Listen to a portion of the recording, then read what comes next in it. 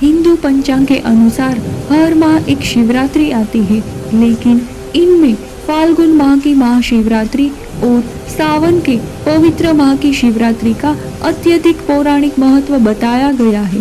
सावन के महीने में विधिवत पूजा और व्रत करने से शिव जी बहुत ही शीघ्र प्रसन्न हो जाते हैं। शिव की पूजा के लिए सबसे अच्छा और उत्तम समय श्रावण मास यानी सावन का महीना ही है।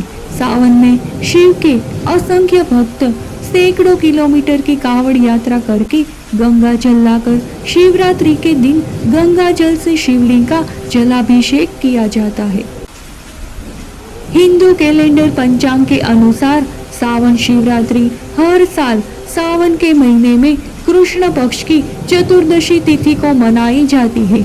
इस वर्ष सावन शिवरात्रि का आरंभ 15 जुलाई शनिवार रात्रि 11:21 से होगा और इसका समापन 16 जुलाई 2023 रविवार के दिन रात 12:04 पर होगा। इस दिन शिवलिंग का जलाभिषेक रुद्राभिषेक करने से भगवान शिव शीघ्र ही प्रसन्न हो जाते हैं। तो आखिर सावन में शिवरात्रि क्यों मनाया जाता है? ये बात तो हम जानते हैं कि शिवरात्रि भगवान शिव को समर्पित एक पवित्र पर्व है, जो कि दुनिया भर के शिव भक्तों के लिए भक्ति और उत्सव का महीना होता है। लेकिन क्या आप जानते हैं कि शिवरात्रि क्यों मनाई जाती है? दरअसल इसको लेकर हिंदू पुराणों में कई कथाएं प्रचलित है। श्रीमद् भागवत गीता में एक प्रसंग के अनुसार जब देवतागण एवं असुर अमृत प्राप्ति के लिए समुद्र मंथन कर रहे थे, तभी समुद्र में से कालकोट नामक भयंकर विष निकला। ये विष इतना खतरनाक था कि उससे समस्त जगत भीषण ताप से पीड़ित हो उठा। देव दैत्य तो बिना पिए ही उसे सूंघते मात्र से ही बेसुध हो गए और अगर इसे फेंका जाता तो समस्त सृष्टि का विनाश हो जाता। तब भगवान शिव ने इस मुसीबत से बचने के लिए विष को अपने हाथों में लेकर पी गए, किंतु उन्होंने इसे निगला नहीं, क्योंकि वे जानते थे कि उनके हृदय में रहने वाले भगवान को ये विष तनिक भी नहीं रचेगा और संपूर्ण विष को अपने गले में रोक लिया। इसके प्रभाव से उनका गला नीला पड़ गया और यहीं से उन्हें नीलकंठ भी कहा जाने लगा। कहा तो ये भी जाता है कि जब महादेव हलाहल विष को ग्रहण कर रहे थे, उसी दौरान उसकी कुछ बूंदें पृथ्वी पर जा गिरी, जिसे सांप, बिच्छू जैसे अन्य विषैले जीवों ने ग्रहण कर लिया और वो जहरीले हो गए। कहते हैं कि अत्यधिक जहर की वजह से उनका गला जलने लगा, जिसको दूर करने के लिए शिव गणों ने उन पर पानी की बौछार करना शुरू कर दिया।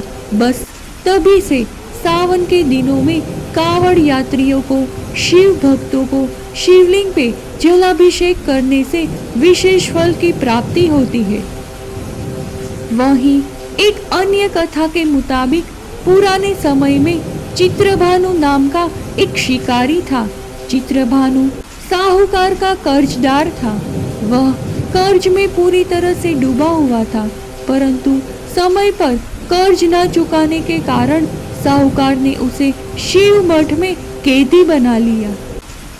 जिस दिन उसे बंदी बनाया उस दिन शिवरात्रि थी। शिकारी ने मठ में कैद होने के कारण शिवरात्रि व्रत कथा सुनी। जब शाम हुई तो साहूकार ने उससे कहा कि उसने ऋण चुकाने के लिए कुछ और समय की मोहलत दे दी है। वह भूखा था तो वह वहां से निकलकर सबसे पहले शिकार ढूंढने गया। शिकार ढूंढते उसे रात हो गई। वह रात बिताने के लिए एक बेलपत्र पेड़ के ऊपर चढ़ गया। उस पेड़ के नीचे एक शिवलिंग पत्तों से ढका हुआ था, जिसके बारे में शिकारी को मालूम नहीं था। शिकारी भूखा प्यासा था और पेड़ पर चढ़ते हुए कुछ टहनियां टूटकर उस शिवलिंग पर गिर गई, जिससे शिवलिंग पर बेलपत्र भी चढ़ गए। रात के समय एक गर्भवती हिरणी तालाब के पास पानी पीने आई। शिकारी उसका शिकार करने ही वाला था कि हिरणी बोली, मैं माँ बनने वाली हूँ। मैं वादा करती हूँ, मैं जल्द से जल्द बच्चे को जन्म देकर तुम्हारे समक्ष आ जाऊंगी। तुम फिर मुझे मार लेना। शिकारी ने हिरणी को जाने दिया। इस दौरान शिवलिंग पर फिर से बेलपत्र गिर गए और इस तरह से शिकारी से अनजाने में प्रथम प्रहर की पूजा संपन्न हो गई। इसके पश्चात एक अन्य हिरणी वहां से निकली। जैसे ही शिकारी ने शिकार करना चाहा तो हिरणी बोली कि मैं अभी कुछ समय पहले ही ऋतु से छूटी हूँ। मैं अपने प्रिय की तलाश में हूँ। अपने पति से मिलकर मैं तुम्हारे पास वापस आ जाऊंगी। तो शिकारी ने उसे भी जाने दिया। उस समय रात का आखिरी प्रहर था। तब भी कुछ बेलपत्र शिवलिंग पर जा गिरे और अनजाने में शिकारी ने अंतिम प्रहर की पूजा भी कर ली। इसके बाद एक हिरणी वहां पर अपने बच्चों के साथ आई। जब शिकारी ने शिकार करना चाहा तो हिरणी के निवेदन करने पर शिकारी ने उसे भी जाने दिया। कुछ समय बाद शिकारी के सामने एक हिरण आया। शिकारी ने उसका शिकार करने का ठान लिया, परंतु फिर हिरण ने शिकारी से आग्रह किया कि उसे कुछ समय का जीवन दान चाहिए। शिकारी ने हिरण को पूरी रात की घटना सुना दी। फिर हिरण ने आग्रह किया कि जिस तरह से मेरी तीनों पत्नियां प्रतिज्ञाबद्ध होकर गई है, मेरी मृत्यु हो जाने पर वह अपनी प्रतिज्ञा और धर्म का पालन नहीं कर पाएगी। इसलिए मुझे जाने दीजिए। मैं स्वयं ही अपने परिवार के साथ आपके सामने उपस्थित होता हूँ। और शिकारी ने उसे जाने दिया। इस तरह से सुबह हो गई। भूखे प्यासे रहने के कारण उपवास, रात भर जागने और शिवलिंग पर बेलपत्र चढ़ाने से अनजाने में ही सही, परंतु शिकारी से शिवरात्रि की पूजा पूर्ण हो गई और उसे उस पूजा का फल तत्काल ही मिल गया। थोड़ी देर में हिरण अपने परिवार के साथ उसके सामने आया तो शिकारी को जंगली पशुओं की ऐसी सत्यता और सात्विकता देखकर बहुत ग्लानि हुई और उसने संपूर्ण परिवार को छोड़ दिया। अनजाने में ही सही उस शिकारी ने भगवान शिव की विधिवत पूजा एवं व्रत किया, जिससे शिव भगवान बहुत प्रसन्न हुए और उसे दर्शन दिए, जिसके पश्चात उसे मोक्ष की प्राप्ति हुई। जब मृत्यु के समय उसे यमदूत लेने आए, लेकिन शिव गणों ने उन्हें वापस लौटा दिया और चित्रभानु शिवलोक चले गए।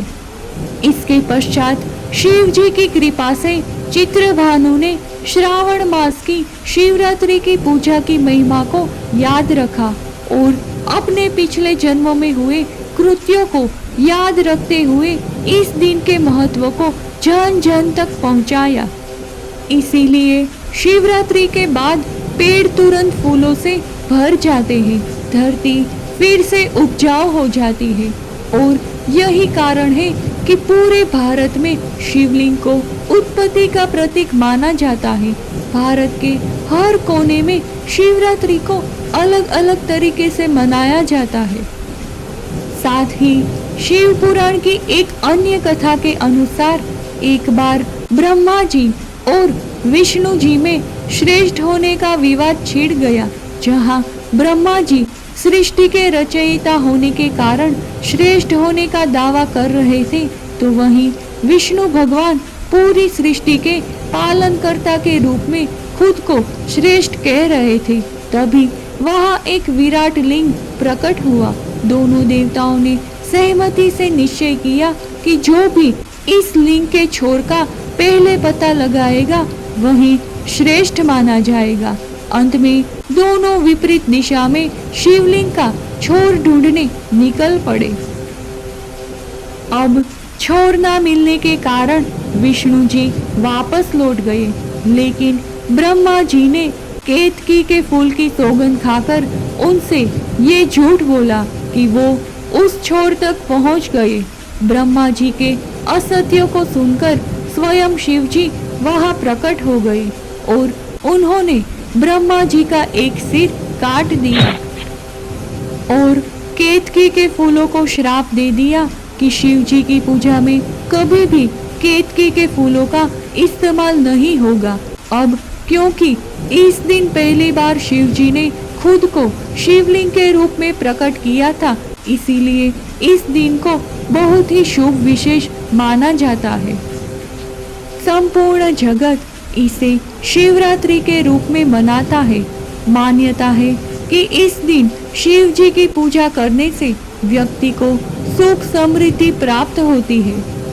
इस दिन भगवान शिव का जलाभिषेक करने से जीवन में सौभाग्य समृद्धि प्राप्त होती है। व्यक्ति की सभी मुश्किलें समाप्त हो जाती है। शिवलिंग पर जल चढ़ाने से और शिव की पूजा अर्चना विधि विधान के साथ करने से सभी मनोकामनाएं पूरी होती है। भगवान शिव स्वास्थ्य का, सौभाग्य का, सुख शांति का आशीर्वाद देते हैं। कहा जाता है कि इस दिन व्रत रखने से सभी पापों से मुक्ति मिल जाती है और वैवाहिक जीवन की भी सभी समस्याएं दूर हो जाती है। कुंवारी कन्याओं को शिवलिंग पर बेल पत्र चढ़ाने से मन वांछित फल की प्राप्ति होती है। तो ये थी सावन में शिवरात्रि क्यों मनाई जाती है उसकी कहानी। साथ ही आप सभी को सावन माह की हार्दिक शुभकामनाएं। ओम नमः शिवाय।